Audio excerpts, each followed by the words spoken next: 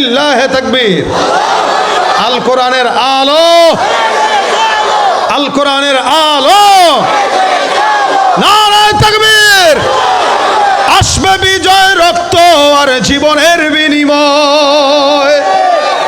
আসবে বিজয়, রক্ত আর জীবনের বিনিময়। বিপ্লব মানে জীবন দেয়া, বসে থাকা নয়। সে কোনো দিন আসবে না রে, করো যদি ভয়। লড়াইয়ের ওই ময়দানেতে যাতে তোমাকে হবে, প্রয়োজনে সব রক্তটুকু জমিনেই ঢেলে দেবে।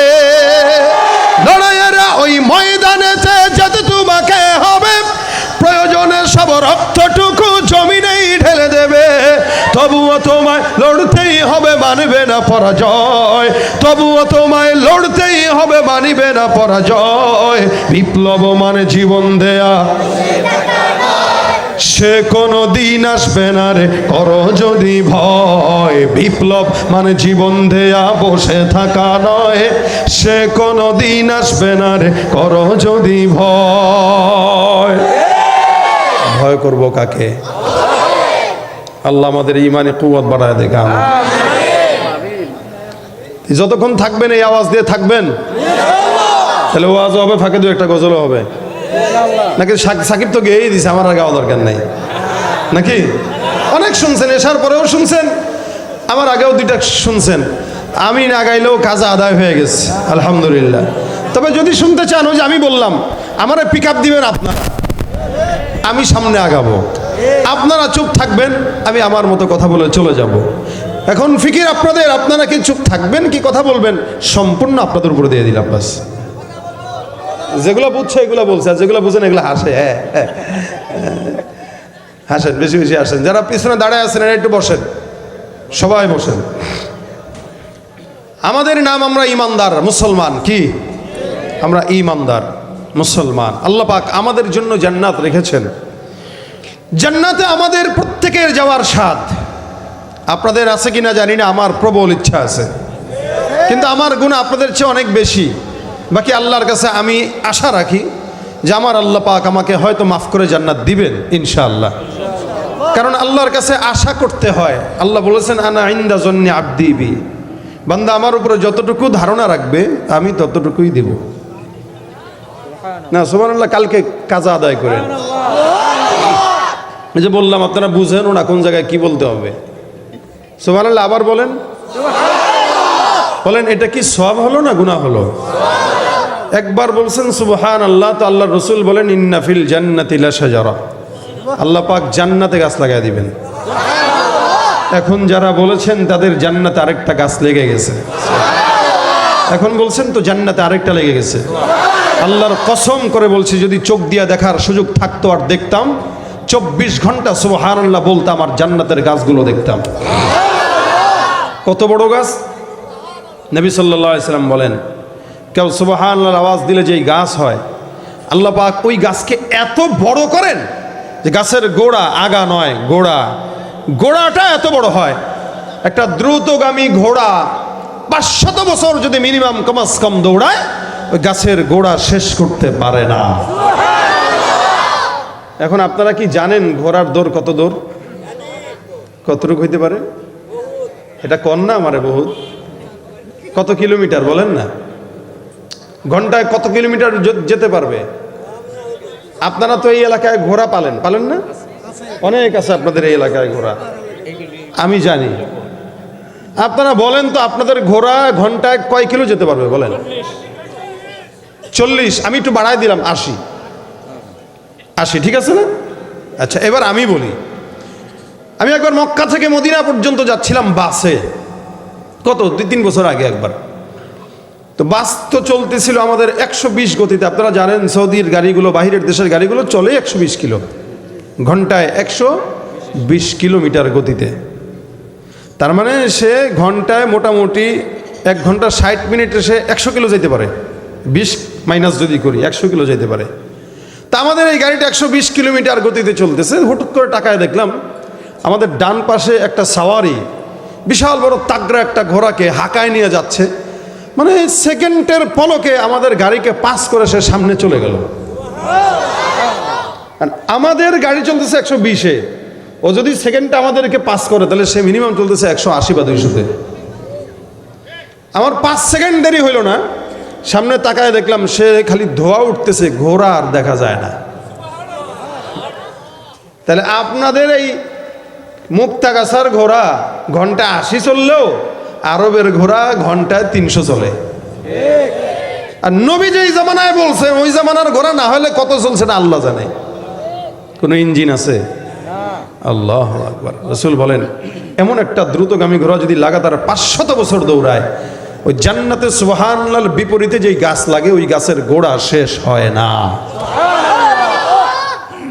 তাহলে নেক কাজ করলেন না গুনাহ কাজ করলেন? নেক কাজ না? আল্লাহ পাক বলেন কেউ যদি নেক কাজ করে, 2টা কাজ করে, যদি 2টা কাজ, তো ওই ব্যক্তি সোজা আল্লাহর জান্নাতে যাবে।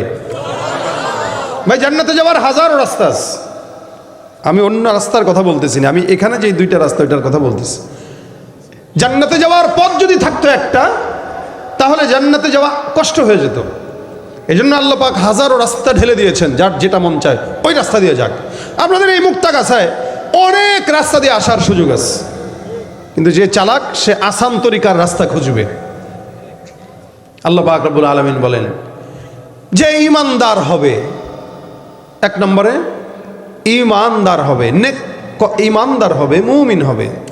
2 নম্বরে নেক কাজ করবে। 1 নম্বরে ঈমানদার হবে, 2 নম্বরে নেক কাজ করবে। তা আল্লাহ বলেন একে আমি আল্লাহ জান্নাতুল ফিরদাউস দান করে দেব। ভাই ছোট জান্নাতের কথা বলে নাই, জান্নাতুল ফিরদাউস সর্বোচ্চ বড় জান্নাত।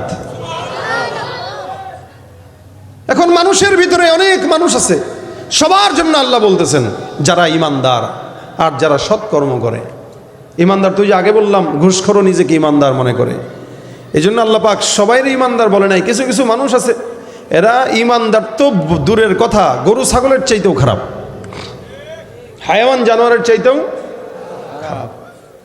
এই জন্য আল্লাহ বলেন লাহুম কুলুবুল লা ইয়াফকাহুনা বিহা ওয়া লাহুম আ'য়ুনুন লা ইবসিরুনা বিহা ওয়া লাহুম আযানুন লা ইয়াসমাউনা বিহা উলাইকা কাল আনআম বাল হুম আযাল। এই এদের কান আছে শুনে না, চোখ আছে দেখে না, অন্তর আছে বুঝে না, ওকে ও হায়াওয়ান। না না না, তার চাইতেও নিকৃষ্ট, তার চাইতেও খারাপ। একটা মানুষ আশরাফুল মাখলুকাত হওয়ার পরে হায়াওয়ানের চেয়ে খারাপ কেমনে হয়? কারণ মানুষ মাখলুকাতের ভিতরে শ্রেষ্ঠ হইলেও যখন তার কর্মকাণ্ড গরু ছাগলের চেয়ে নিকৃষ্ট হয়, আল্লাহ পাক বলেন তখন তার দামও হায়াওয়ান জানোয়ারের চাইতেও নিচে নেমে যায়। এজন্য সবাই ঈমানদার নয়। এখানে অনেকে আছেন কিছু জুতা চোরও তো থাকতে পারে, পারে কিনা? আমি বিশ্বাস করি না থাকুক, তবু থাকতে পারে কিনা। আচ্ছা বলেন জুতারা যে চুরি করলো সে মানুষ না গরু? মানুষ না কুকুর? মানুষ, কিন্তু সে করছে তো এটা। এই জন্য আল্লাহ বলেন সবাই মুমিন না। ইন্নাল্লাযীনা আমানু, যারা ঈমানদার হয়ে যাবে, যারা ঈমানদার মুমিন হয়েছে, যারা ঈমানদার হয়, ঈমানদারের অনেকগুলো গুণ আছে। ঈমানদার মানে আল্লাহ পাক রব্বুল আলামিন বলেন আল্লাযীনা ইউমিনুনা বিল গায়ব, অদৃশ্যের প্রতি বিশ্বাস করার নাম ঈমান। যারা আল্লাহকে না দেখে বিশ্বাস করলো তাদেরকে বলা হয় ঈমানদার। যারা নবীকে না দেখে বিশ্বাস করলো তাদেরকে বলা হয় ঈমানদার। যারা জান্নাত দেখে না দেখে বিশ্বাস করে তাদেরকে বলা হয় মুমিন। যারা জাহান্নাম না দেখে বিশ্বাস করে তাদেরকে বলা হয় মুমিন। শুধু তাই নয়, এ মুসলমান নামাজ পড়লেন আল্লাহকে দেখে নাকি না দেখে? না দেখে, এটার নাম ঈমান। একটা মানুষ নামাজ পড়ার সময় বিশ্বাস করবে আমার আল্লাহ আমাকে দেখে। একটা মানুষ রোজা রাখার সময় বিশ্বাস করবে আমার মাওলা আমারে দেখে। একটা মানুষ জিকির আজকার করার সময় বিশ্বাস করবে আল্লাহ আমাকে দেখে। একটা মানুষ অফিসে টেবিলের নিচে ঘুষ খাওয়ার সময়ও বিশ্বাস করবে কে দেখে।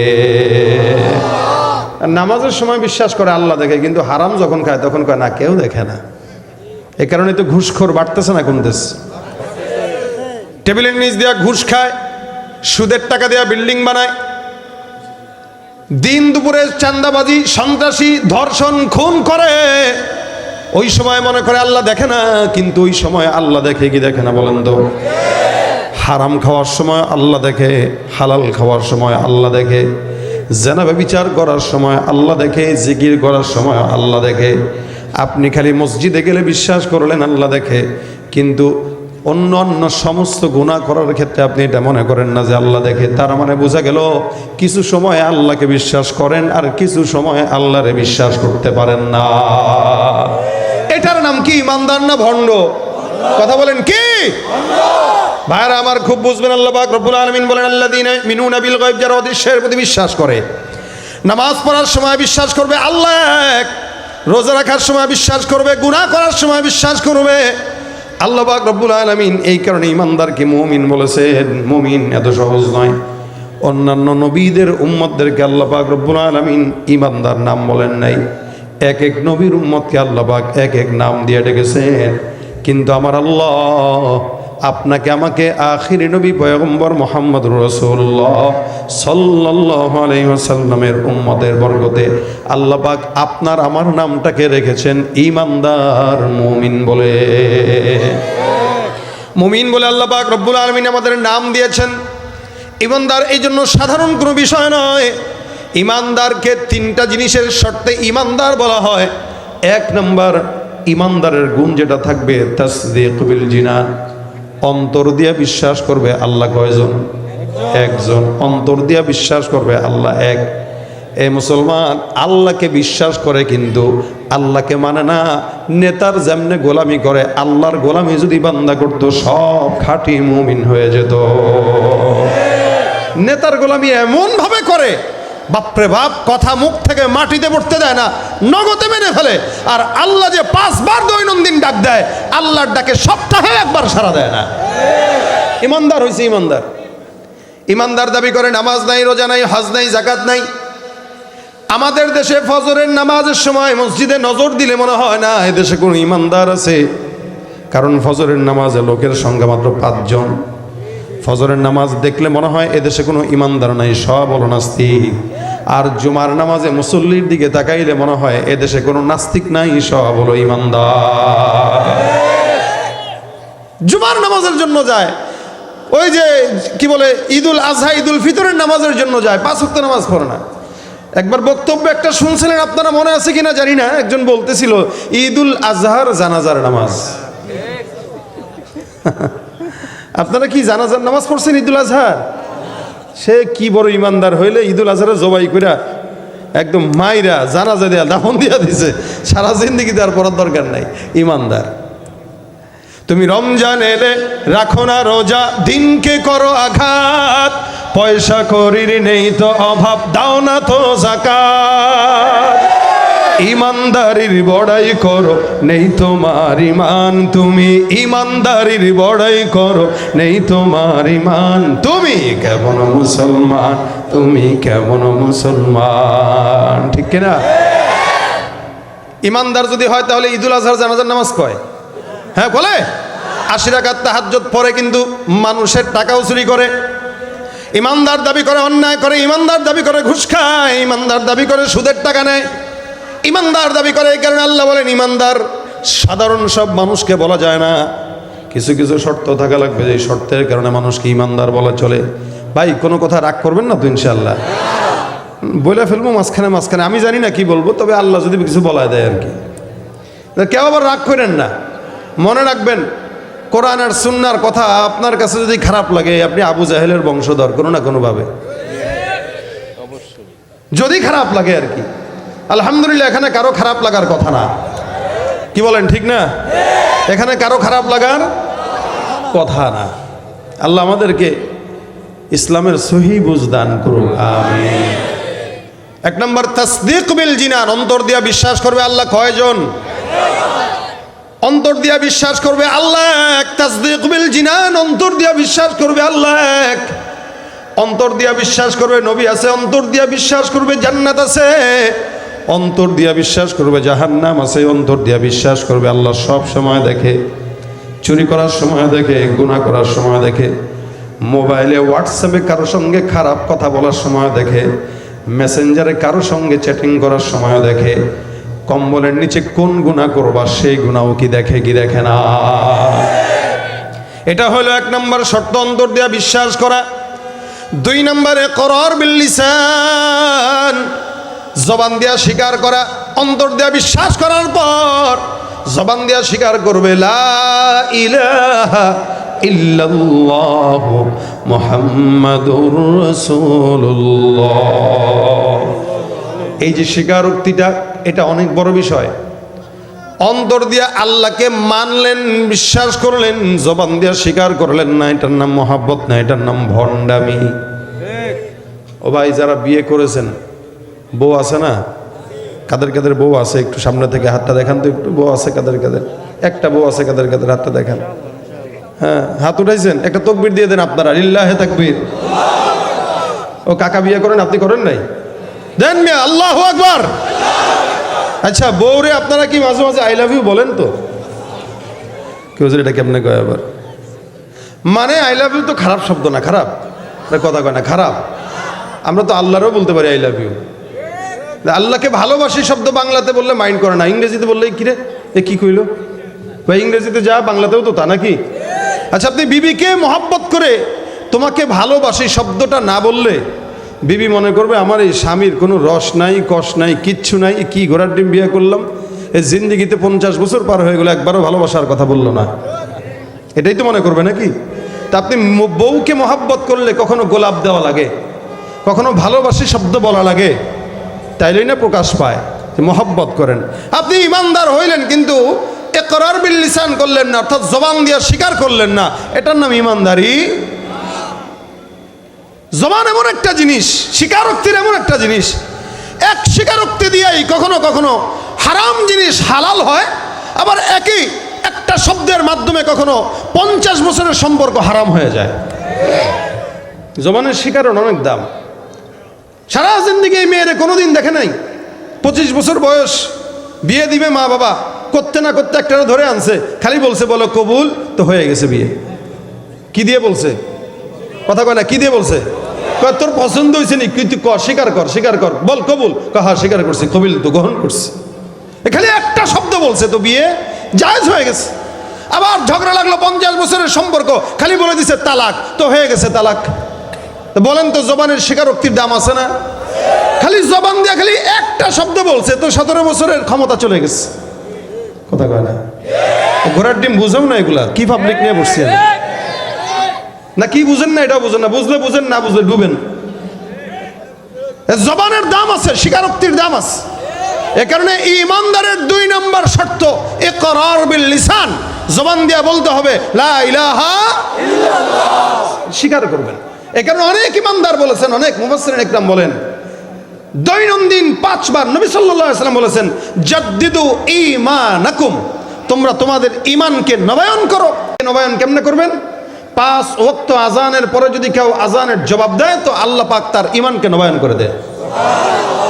কারণ আজানের ভিতরে লা ইলাহা ইল্লাল্লাহ আছে না, আশহাদু আন্না মুহাম্মাদুর রাসূলুল্লাহ আছে না, বাস ঈমান নবায়ন হয়ে যাবে। ঈমানকে নবায়ন করা, এই জন্য ইমানদারের 2 নম্বর শর্ত হলো লা ইলাহা ইল্লাল্লাহ, এই কালেমার স্বীকারোক্তি দেওয়া। আবু তালেব নবীকে এত মহব্বত করছেন, এরপরও শুধু স্বীকারোক্তি না দেওয়ার কারণে জান্নাতি না জাহান্নামী। আল্লাহ নবী বারবার কানের সামনে এসে বলতেছেন, কাকা একটা বারের জন্য জবান দিয়া বলেন লা ইলাহা ইল্লাল্লাহ। আবু তালেব বলে, মুহাম্মদ সারা জিন্দেগি তোমার সহযোগিতা করলাম, তোমাকে মহব্বত করি, কিন্তু জবান দিয়ে স্বীকার করতে পারবো না। এতটুকুন স্বীকারোক্তি না করার কারণে আল্লাহর নবী সাল্লাল্লাহু আলাইহি সাল্লাম বলেন সারা জিন্দেগি জাহান্নাম। ইকরার বিল লিসানের দাম অনেক। এটা হলো ইমানদারের 2 নম্বর গুণ। 1 নম্বর গুণ হলো অন্তর দিয়া বিশ্বাস করবে, 2 নম্বর জবান দিয়া স্বীকার করবে, 3 নম্বর আমল বিল আরকান, আল্লাহ পাক শরীয়তে যত হুকুম আহকাম দিয়েছেন সব কিছু মান্য করবে। আমানতু বিল্লাহি ওয়া মালাইকাতিহি ওয়া কুতুবিহি ওয়া রাসূলিহি ওয়াল ইয়াউমিল আখির ওয়াল কদরি খাইরিহি ওয়া শাররিহি মিনাল্লাহি তাআলা ওয়াল বা'সি বা'দাল মাউত। এগুলো সব কিছুর উপরে বিশ্বাস করার নাম ঈমান। আল্লাহর নবী সাল্লাল্লাহু আলাইহি সাল্লাম বলেন, বান্দা শরীয়তে যত হুকুম আহকাম আছে এগুলো সব তোমরা মান্য করবা। এই যে মান্য করার 3 নম্বর শর্তটার পরিপূর্ণতাই হলো ঈমানের শর্ত। অর্থাৎ আল্লাহ পাক হুকুম যত দিয়েছেন সূরা ফাতিহা থেকে নিয়ে নাস পর্যন্ত, কোরআনে যত আদেশ আছেন, যত সব নিষেধ করেছেন, এই সমস্ত আদেশ মান্য করা, নিষেধগুলো থেকে নিজেরা বাঁচায় রাখা, এটাই হলো ঈমানদারের অন্যতম শর্ত। এখন আমাদের সমাজে আমাদের 2টা গুণ আছে, আল্লাহকে বিশ্বাসও করি, জবান দিয়ে স্বীকারও করি, লেকিন আমল কইরা মানতে চাই না। অধিকাংশ মানুষ আমলের ব্যাপারে দুর্বল, কিন্তু নির্বাচন আসলে একটু আমলদার হয়, তো ভোট পাওয়া যায় না। কি বলে ঠিক না? সারা বছর নামাজের খবর নাই, নির্বাচন আসলে খালি সালাম দিতে যায়।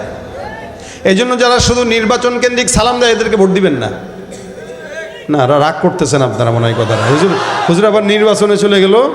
ও ভাই, এটা অনেক বড় ইমানের একটা কাজ।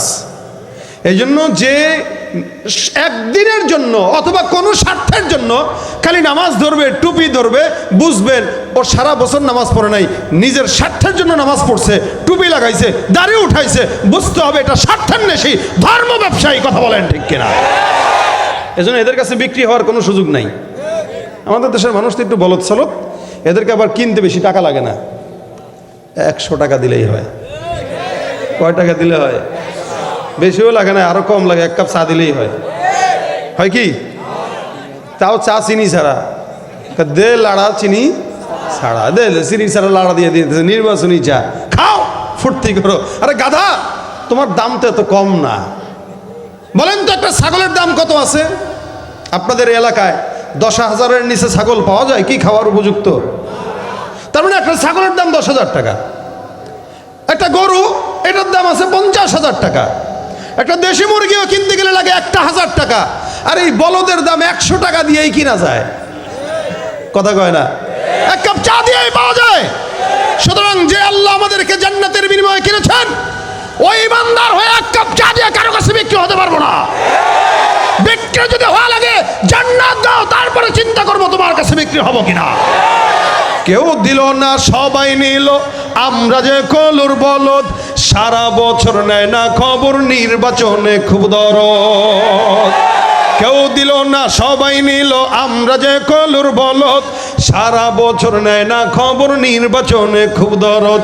নির্বাচনের আগে নেতা ধরে কত রকম বেশ, দেখতে দেখতে গোল্লায় গেল আমার সোনার বাংলাদেশ। দেখতে দেখতে গোল্লায় গেল আমার সোনার বাংলাদেশ। একে একে শেষ করেছি, সবার দেখা হইল শেষ। দেখতে দেখতে গোল্লায় গেল আমার সোনার বাংলাদেশ। বিক্রি হবেন কারোর কাছে? ইনশাআল্লাহ। আল্লাহ আমাদের সেই ঈমান দান করুক, বলেন আমিন।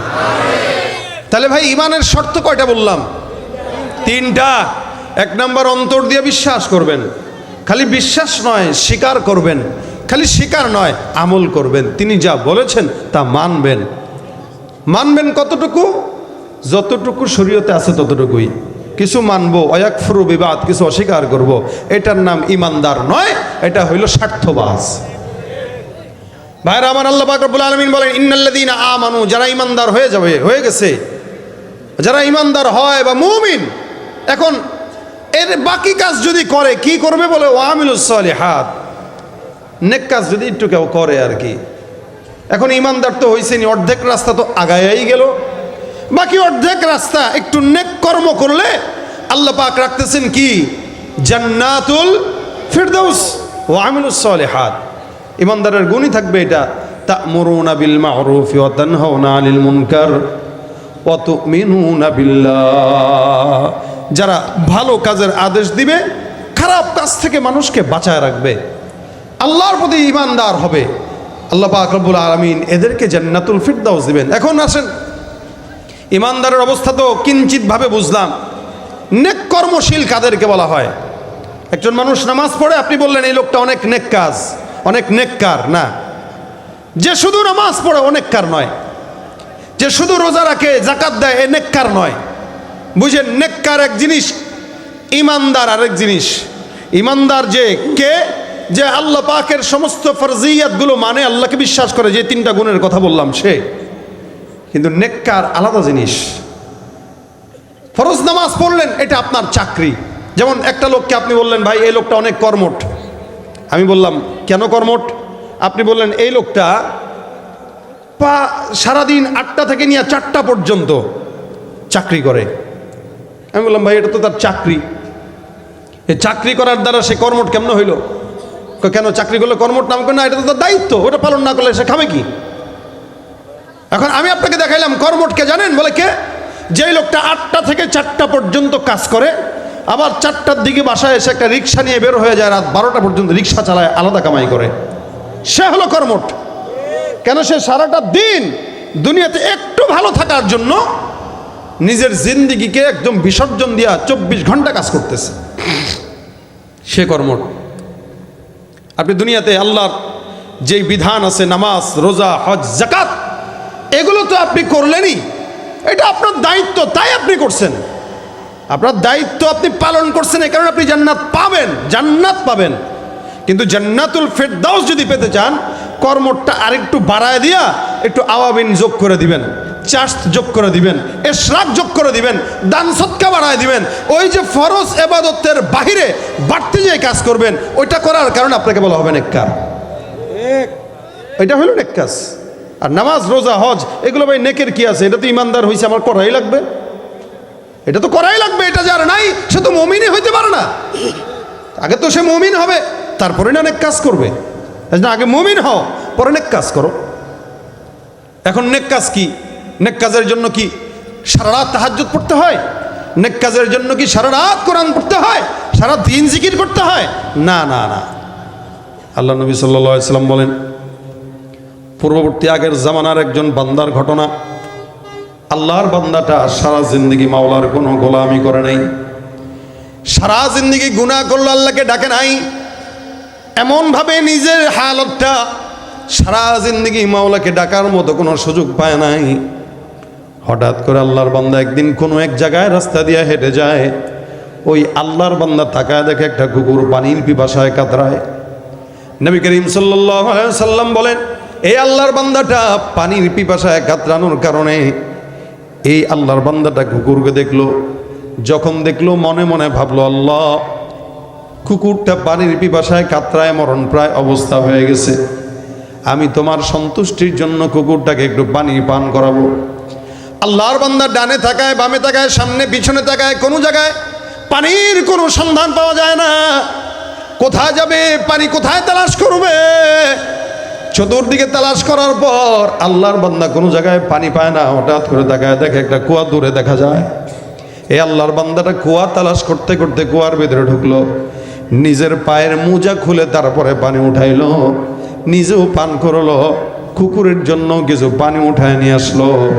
তারপরে আল্লাহর বান্দা একটা কুকুরকে পানি পান করাইলো। আপনারাই বলেন তো, সৃষ্টিজীবের ভিতরে কুকুরটার দাম কি মানুষের চেয়ে বেশি না কম? নিকৃষ্ট প্রাণী, অন্যান্য সব প্রাণীর ভিতরে কুকুর। আপনি মনে করতে পারেন কুকুর নিকৃষ্ট, যার কারণে মানুষ কোনো কিছু হলে মানুষকে কুকুরের বাচ্চা বলে গালি দেয়। আল্লাহর কসম, কুকুরের যদি জবান থাকতো তাহলে কুকুর বলতো, বেটা আমার নাম নিয়ে গালি দিস না, কারণ তোরা তো কখনো কখনো আমি কুকুরের চাইতেও অধম। উলাইকা কাল আনআমি বাল হুম আযাল। আমার আল্লাহ বলেন, কোন বান্দা কুকুরের চেয়েও খারাপ। আমার আল্লাহ পাক রব্বুল আলামিন বলে, বান্দা কেমনে কুকুরের চাইতে খারাপ? এই বান্দাটা নামাজ পড়ে না, রোজা রাখে না, কুকুরের নামাজ নাই, রোজা নাই। বান্দা দান সদকা করে না, কুকুরের দান সদকা নাই। আল্লাহ বলেন, উলাইকা কাল আনআম। যেই বান্দা নামাজ পড়ে না, রোজা রাখে না, হজ করে না, যাকাত দেয় না, তার মাঝে আর কুকুরের মাঝে তফাৎ নাই। কিন্তু আল্লাহ পাক পরবর্তীতে বলেন, বালহুম আদল, একটা কুকুরের চাইতেও অধম। একটা ইনসান মাখলুকাত ইমানদার একটা কুকুরের চাইতে অধম কেমনে হয়? আমার আল্লাহ পাক রব্বুল আলামিন বলে, হে ইমানদার, বলেন তো আপনারা এলাকার ভিতরে যত অন্যায় বিচার কুকুর করে না মানুষ করে? এলাকার ভিতরে সন্ত্রাসী করে মানুষ, চুরি করে মানুষ, দুর্নীতি করে মানুষ, সুদ খায় মানুষ, জেনা করে মানুষ, ব্যভিচার করে মানুষ। আল্লাহ পাক রব্বুল আলামিন বলেন, যেই কাজটা কুকুর করে না, শুয়োর করে না, হায়াওয়ান করে না, জানোয়ার করে না, ওই কাজটা তুমি মানুষ হয়ে করার কারণে তুমি হায়াওয়ান, জানোয়ার, কুকুরের চাইতেও খারাপ। চেহারাটা দেখতে ভালো, পোশাকটাও চমৎকার। চমৎকার, অন্তরে তার কালি ভরা, কাজটা বড় কদাকার। চেহারাটা দেখতে ভালো, পোশাকটাও চমৎকার, অন্তরে তার কালি ভরা, কাজটা বড় কদাকার। এই মানুষের ভিড়ে আজি আসল মানুষ নাই রে নাই, এই মানুষের ভিড়ে আজি আসল মানুষ নাই রে নাই। মানুষ দেখতে চলো এবার জাদু ঘরে যাই সবাই, হায় রে সাধের দুনিয়ায় মানুষ পাওয়া বড় দায়। মানুষ দেখতে চলো এবার জাদু ঘরে যাই সবাই। রাস্তাঘাটে যায় না চলা এই মানুষের ভিড়ে, ওই ভিড়ের মাঝেও আবার কেহ অন্যের পকেট মারে। পকেট সাবধান, ঠিক আছে? যারা দাঁড়ায় আছেন ভাই, চোর কিন্তু শেষরা আছে, জুতা পাক, টাকা পাক, মোবাইল পাক, যা পাবে তা নিয়ে ভাগবে। আর ওদের ধৈরা মাইট দিতেছেন কোন ভাই, মুসল্লিদের জুতায় বরকত আছে, এই কারণে ভাবছিলাম নেই। রাস্তাঘাটে যায় না চলা এই মানুষের ভিড়ে, ওই ভিড়ের মাঝেও আবার কেহ অন্যের পকেট মারে। তাকেও যদি মানুষ বলো আমার বলার কিছুই নাই, তাকেও যদি মানুষ বলো আমার বলার কিছুই নাই। মানুষ দেখতে চলো এবার জাদু ঘরে যাই সবাই, হায় রে সাধের দুনিয়ায় মানুষ পাওয়া বড় দায়। মানুষ দেখতে চলো এবার জাদু ঘরে যাই সবাই, ঠিক কিনা? তার মানে ভাইরা আমার, সবাই রে মানুষ বলা যায় না, যার ভিতরে মানুষের আদত নাই সে মানুষ না, সে শয়তান, কুকুরের চাইতেও খারাপ। আল্লাহ বলেন কখনো মানুষ কুকুরের চাইতেও খারাপ হয়। কুকুরকে পানি পান করাইলো, যদিও নিকৃষ্ট একটা প্রাণী, কিন্তু পান করাইছে শ্রেষ্ঠ ইনসান।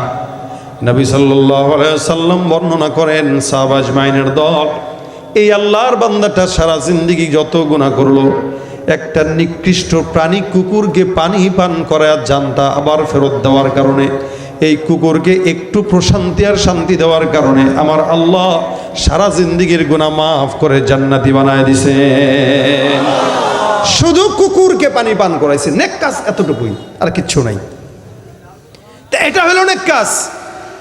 আল্লাহ পাক রব্বুল আলামিন বলেন, বান্দা এই জন্য নেক কর্ম করো তো ঈমানদার জান্নাতে চলে যাবে, জান্নাতুল ফিরদাউস। যেই জান্নাতুল ফিরদাউসটা এমন জান্নাত, যেই জান্নাতে আল্লাহ পাক সমস্ত নবীদেরকে রাখে, আল্লাহ পাক সমস্ত সাহাবাদেরকে রাখে। জান্নাতুল ফিরদাউস ভিআইপি জিনিস।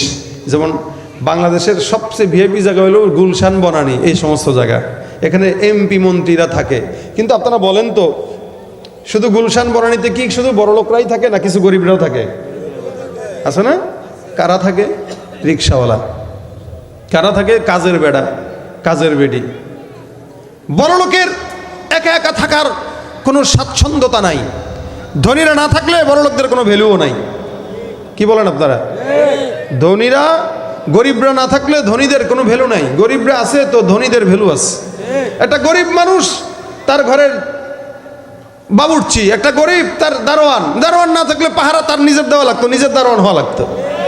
এ কারণে গুলশান বনানী যত দামি এলাকা হোক, ওই বড় লোকদের ঠেলায় কিছু গরিবরাও ওখানে যায়। তো জান্নাতুল ফিরদাউস যত বড় জান্নাত হোক, নবী শহীদ সাহাবা একরামদের পিছে পিছে কিছু গরিব আমাদের মতো বান্দারাও জান্নাতে ঢুকে যাবে। জান্নাতুল ফিরদাউস। রাসূল বলেন, এই জান্নাতুল ফিরদাউসে বসে বসে আল্লাহর বান্দারা আল্লাহর আরশ দেখবে। সুবহানাল্লাহ, আল্লাহর আরশ দেখবে বসে বসে। জান্নাতুল ফিরদাউসে হাঁটবেন তো কখনো দেখবেন ওই যে আমাদের আব্বাজান আদমকে দেখা যায়, ওই যে জান্নাত, দেখে আদম নবী, জান্নাত তো কখনো দেখা হয়েও যেতে পারে। কখনো দেখবেন ওই যে নবী, অন্যান্য নবীরা। কখনো দেখবেন যে রাসূল সাল্লাল্লাহু আলাইহি ওয়াসাল্লাম আছেন তো পাশে দেখি আবু বকরও আছে। সুবহানাল্লাহ। জান্নাতুল ফিরদাউস এমন জান্নাত, সব জান্নাত ভালো, তবে এটা একটু শ্রেষ্ঠ। এই কারণে নবী বলেন, আল্লাহর কাছে জান্নাত যদি পাইতে হয়, চাইতে হয়, তো জান্নাতুল ফিরদাউসটাই চাও। ভালোটা চাও, খারাপটা চাবা কেন? মানে নিম্নবর্তীটা চাবা কেন? উপরেরটা চাও। জান্নাতুল ফিরদাউস চাও, কারণ জান্নাতুল ফিরদাউস নবীদের জান্নাত, সাহাবাদের জান্নাত, শহীদদের জান্নাত। এটা তুমি থাকবা, এটাই তুমি চাও। কেন জান্নাতুল ফিরদাউস শ্রেষ্ঠ? আপনাদের এলাকায় মনে করেন সাধারণ মানুষেরও ঘর আছে, এমপি মন্ত্রীদেরও ঘর থাকে, বাড়ি থাকে। এমপির বাড়ি কোনটা? ওইটা, বাপরে বাপ, 2 তলা বাড়ি। আপনারটাও 2 তলা, কিন্তু আপনারটার কোনো ঢক নাই, শখ নাই, দেখলে রুচিও লাগে না। আর এমপি সাহেবের 2 তলা বাড়ি দেখলে মনে হয় রাজপ্রাসাদ করে রাখছে, তারটাও দোতলা, আপনারটাও দোতলা, পার্থক্য আছে না? সব জান্নাতই সেম, কিন্তু জান্নাতুল ফেরদাউসটা একটু সুন্দর জাকজমকপূর্ণ জান্নাত হবে। কেন? এটা ভিআইপি, এখানে সব মন্ত্রী লেভেলের নবীরা থাকবে। সুবহানাল্লাহ। এই জন্য আল্লাহ বলেন কাজ বেশি দরকার নাই, শেষ জামানার বান্দা তো, এই জন্য খালি একটু বলে দিলাম, ইমানদার হও, নেক কাজ করো, 2টা কাজ, তাহলে জান্নাতুল ফেরদাউস দেয়া দিব। তোমরা আখেরি জামানায় এর চেয়ে বেশি কি পারবা? কি পারবা এর চেয়ে বেশি? কিন্তু মুশকিল, আমরা এই 2টা কাজও ঠিক মতো করতে পারি না। এই জন্য সারা রাত তাহাজ্জুদ পড়ার নাম নেক কর্ম নয়। রাতের বেলা অন্ধকারে একাকী বের হয়ে দেখেন যে কোন মানুষ কম্বল ছাড়া শুয়ে আছে, আপনার গায়ের কম্বলটা তার গায়ে পেঁচায় দিয়ে আসেন, এটাই নেক কাজ। কিন্তু আবার কম্বল দিয়ে 100টা ছবি তুলেন না। আমাদের দেশে কম্বল দেয় 1টা, ছবি তুলে 100টা। চাউল দেয় 1 কেজি, ছবি তুলে 500। এ বেচারা দুধ শালা ফকিরনি, তোর চেয়ে বড় লোক আমি বেটা, তোর 1 কেজি চাউল লাগতো না। কি বলেন, ঠিক না? 1টা দিয়ে ছবি তুলে 100টা। এটা নেক কাজ নয়, নেক কাজ ওইটা, ওই যে ঈমান রেখে নেক কাজ করবেন। আল্লাহ দেখতেছে তো, দুনিয়ার কোনো মানুষ না দেখলেও সমস্যা নাই, কম্বলটা তার গায়ে পেঁচায় দিলাম, আল্লাহকে বল যা, এই নেক কাজের উছিলা, আমি ছাড়া কেউ দেখে নাই, তুই, আমি তোরে জান্নাত দিয়ে দিলাম, যা, এটা আমার ইচ্ছা, যেহেতু আমি ছাড়া কেউ দেখে নাই, আমি জান্নাত দিয়ে দিলাম, যা, নেক কাজ। আচ্ছা, কম্বল যদি দিতে না পারেন, আরো সহজ, কত সহজ করবে আর? রাসূল বলেন নেক কাজ কি? কারো সঙ্গে দেখা হইলো, আসসালামু আলাইকুম, ভাই ভালো আছেন? ঘরটা ভালো আছে? পরিবারের সবাই ভালো আছে তো? আপনার সংসারটা কেমন চলতেছে? একটু জিজ্ঞাসা করেন। আল্লাহ রসুল বলেন এই জিজ্ঞাসা করাটাও সাদকার সমপরিমাণ সওয়াব। আল কালিমাতুত তাইয়্যিবাতু সাদাকা। আল্লাহ রসুল বলেন কারো সঙ্গে দেখা হইলে একটু জিজ্ঞাসাবাদ করো, ভাই তোর ঘর কেমন চলতেছে, তোর পরিবারের কি অবস্থা, তোর মা সুস্থ আছে, তোর বাবা সুস্থ আছে, একটু হাসি মুখে জিজ্ঞাসা করেন। নবী বলতেছেন টাকা দিয়ে যে সওয়াবটা পাইতা, এই কথা জিজ্ঞাসা করে সেই সওয়াব পেয়ে গেলা। শুধু তাই না, রাসূল কয় এটাও যদি না পারোস, তোর যদি এত ইগো থাকে, ইগো মানে হে কাউরে কিছু জিজ্ঞাসা করবে, বাপরে বাপ, হে এত বড় একটা মানুষ, হে এর ছোট মানুষ সামনে জিজ্ঞাসা করবে, আরে বাপরে বাপ, সে আত্মমর্যাদা অনেক, অহংকার। নবী বলেন তাহলে তোর তো বেশি ভাব, তোর ভাবও দরকার নাই, তোর লগে কে দেখা হইলে তুই খালি একটু হ্যাঁ একটা হাসি দিয়ে দে, মুচকি একটা হাসি দিয়ে দে, বাশাশাতুল ওয়াজহি সাদাকা। আল্লাহ নবী বলেন হাস্যোজ্জ্বল চেহারা যদি কোনো ইমানদারের সঙ্গে দেখা হওয়ার পরে হাসি দেয় আর একটু সুন্দর করে তাকায়, আল্লাহ রাসূল বলতেছেন এটাও সদকার সমপরিমাণ সওয়াব দান করে দেয়। ভাই আর কত সহজ করবে বলেন? ঠেকা পড়ছে আল্লাহর আমাদের জান্নাতে নেওয়ার জন্য। তা আল্লাহ পাক আমাদের জন্যই তো এগুলো করছেন, রাসূল আমাদের জন্যই তো এগুলো করছেন, যে তুই এটা কর, আমি নবী বলতেছি তুই জান্নাতে যাবি, তোর সদকার সমপরিমাণ সওয়াব হয়ে যাবে। তাহলে হাসি দিয়ে একটু কথা বলেন, সদকার সওয়াব হয়ে যায়। কারো সঙ্গে একটু দেখান, হাল পুরসে জিজ্ঞাসা করেন, সদকার সওয়াব হয়ে যাবে। ভাই এটাও পারলেন না, রাস্তা দিয়ে হাঁটতেছেন, কলার ছলকা পড়ে আস, আপনি চিন্তা করলেন একটা মানুষ গেলে উষ্টা খাইতে পারে, কলার ছলকাটা একটু সরায় দেই। আল্লাহ নবী বলতেছেন ইমাতাতুল আদা আনিত তারিক, রাস্তা থেকে কাটা সরায় দাও, তো এটাও তো ইমানের একটা অংশ। আল্লাহ তোমাকে এই ইমানের অংশটার কাজ করার মাধ্যমে আল্লাহ পাক এমন কবুল করবেন যে এই নেক কাজের কারণে তোমার জন্য জান্নাত ওয়াজিব হয়ে যাবে। সুবহানাল্লাহ। রাস্তায় একটা ইটের টুকরা, একটা হুন্ডা গেলে উষ্টা খাইতে পারে, ইটের টুকরাটা সরায় দেন, আর কি সহজ করবে?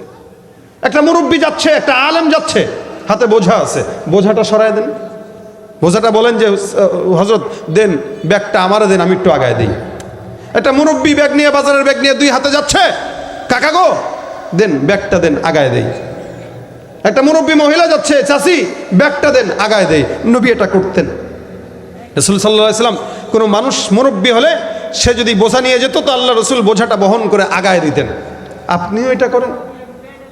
রাসূল করিম সাল্লাল্লাহু আলাইহি ওয়াসাল্লাম যখন ওহী পান তখন ভয় পাচ্ছিলেন। আম্মা জান খাদিজাতুল কুবরা বলেছিলেন রাসূল আল্লাহ আপনার জান নাশ করবেন না, আপনার ক্ষতি করবেন না, কেন? আপনি মানুষের বোঝা বহন করেন।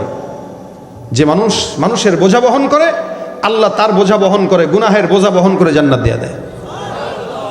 দুনিয়ার 10 কেজি ওজনের বোঝার চাইতে গুনাহের বোঝা অনেক বেশি।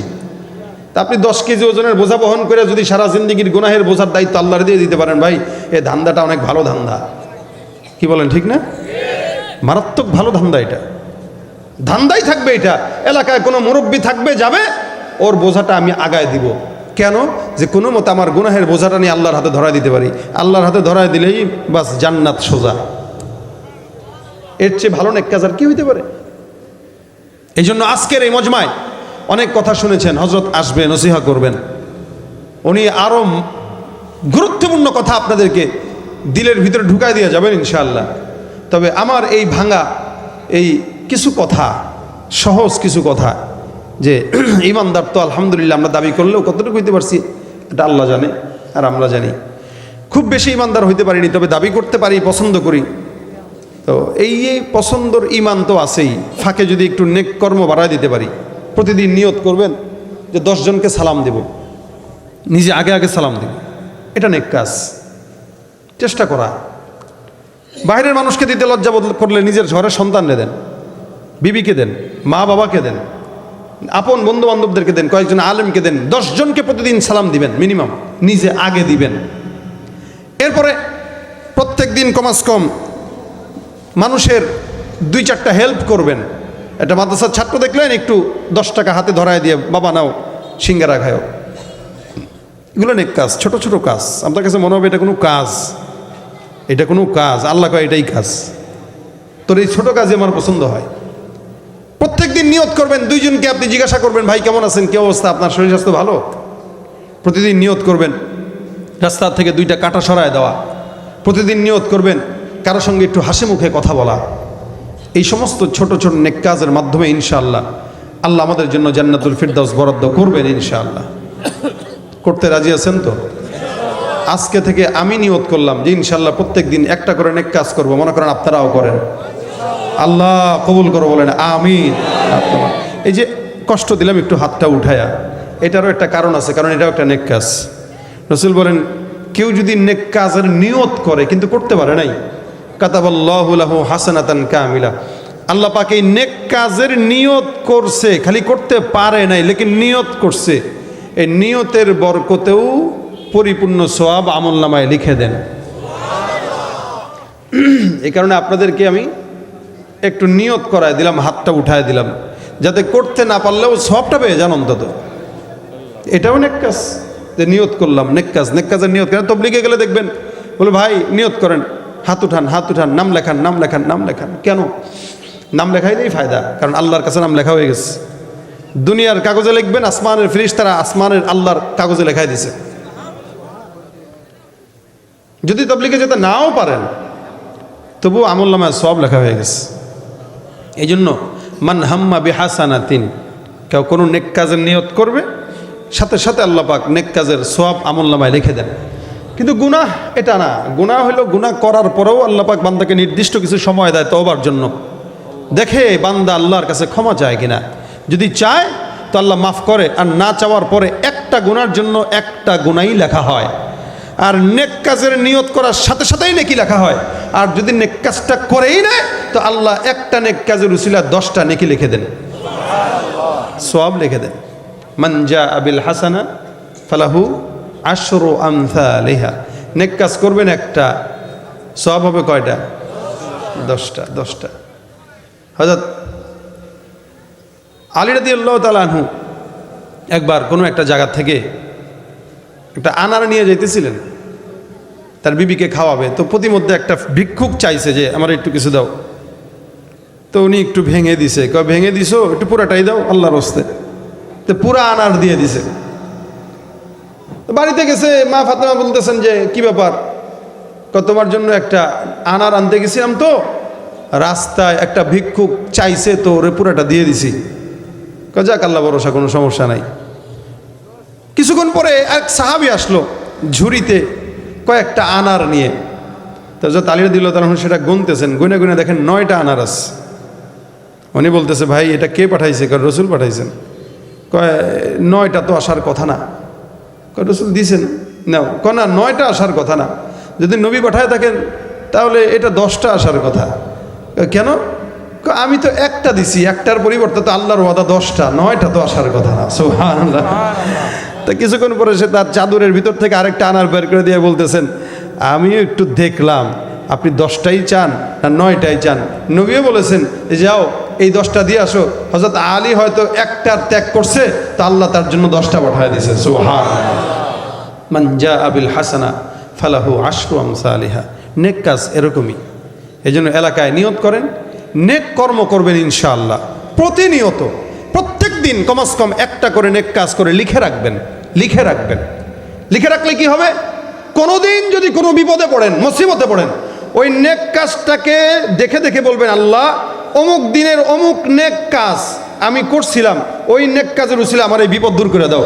আল্লাহ নেক কাজের উসিলা দিয়ে বিপদ দূর করে দিবেন। যদি কোনোদিন বিপদে পড়েন, নেক কাজকে উসিলা করে আল্লাহর কাছে চাবেন, আল্লাহ নেক কাজের উসিলায় আপনার বালা মুসিবত সব দূর করে দেবে ইনশাআল্লাহ। তাহলে আমরা নেক কাজ করবো না ইনশাআল্লাহ? প্রতিদিন একটা হোক, দুইটা হোক, যেটা আপনার কাছে সহজ হয়, যেটা আপনার কাছে আসান হয়, ওটাই করবেন। আল্লাহ পাক আমাদের সকলকে তৌফিক দান করুক, আমিন। আল্লাহ পাক রব্বুল আলামিন, আল্লাহ পাক রব্বুল আলামিন আজকের এই মজমাকে কবুল করুক, বলেন আমিন। আলহামদুলিল্লাহ, আমাদের আজকের মজমার প্রধান অতিথি হযরতুল আল্লাম খালেদ সাইফুল্লাহ ইবি সাহেব দামাত, খালেদ সাইফুল্লাহ সাদি সাহেব দামাত বরকাতুহুল আলী হযরত চলে আসছেন। হযরত মোনাজাত করবেন, আমরা মোনাজাত ধরে তারপরে ইনশাআল্লাহ সবাই যাব। ওমা তৌফিক ইল্লা বিল্লাহ। আসসালামু আলাইকুম ওয়া রাহমাতুল্লাহ।